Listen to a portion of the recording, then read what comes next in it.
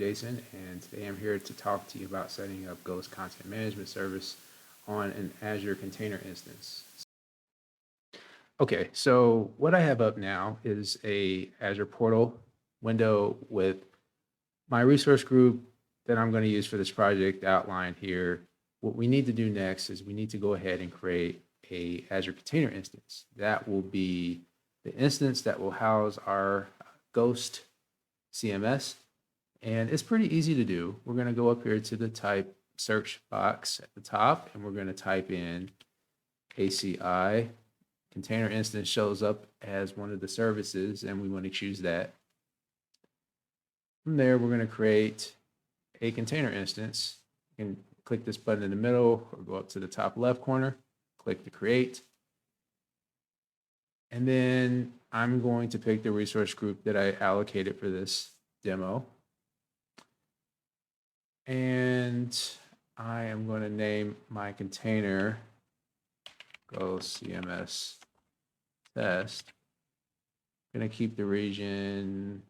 I'm going to change it to East US 2.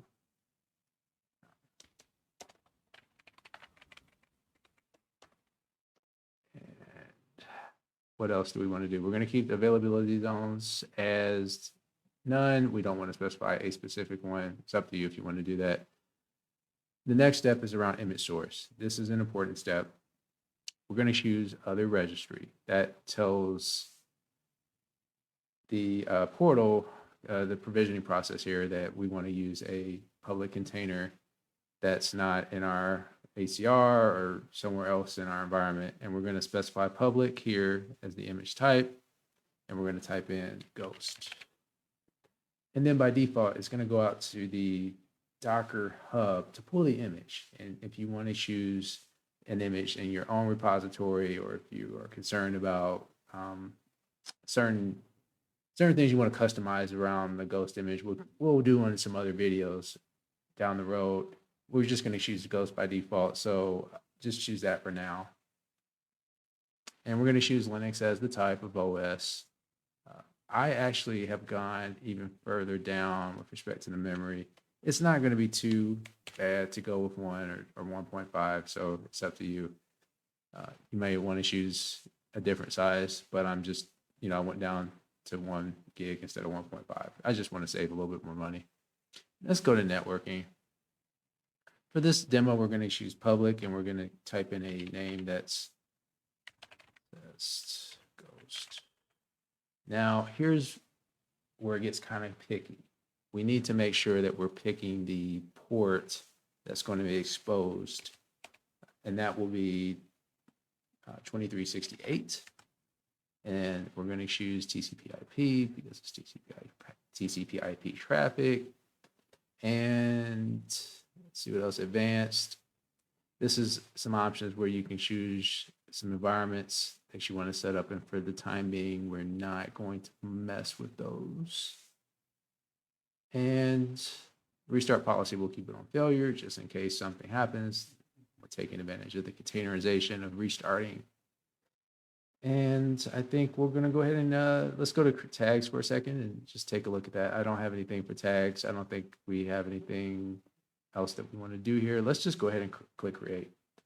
And then that will provision the ACI instance that will create the Docker underneath the surfaces and pull in our container image for Ghost, and then we're off to the races. And I'm going to pause for a few seconds. Okay, so it looks like my container instance is now up and running. We're going to go ahead and click on Go to Resource. And from there, we can see that it is up running. We want to get the fully qualified domain name, or in the Azure portal, it's called FQDN over here. So I'm just going to copy that to my clipboard. And now I'm just going to go up and I'm going to type in another window. I'm going to type in that, but I'm also going to specify the port that is exposed by default through the Ghost container, 2368.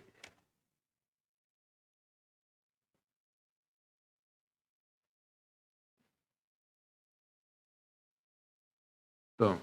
So as you can see, Ghost is up and running. Things are very happy. And then now we could go in and we could start to do some things with the Ghost. If you're familiar with Ghost, you know how to get around the first time. You know, you'll set up your site name, contact, email, everything is all done through SQLite after the container is up. So that's really goodness by default. So we can start to use that. We can start to play around and do some really cool things.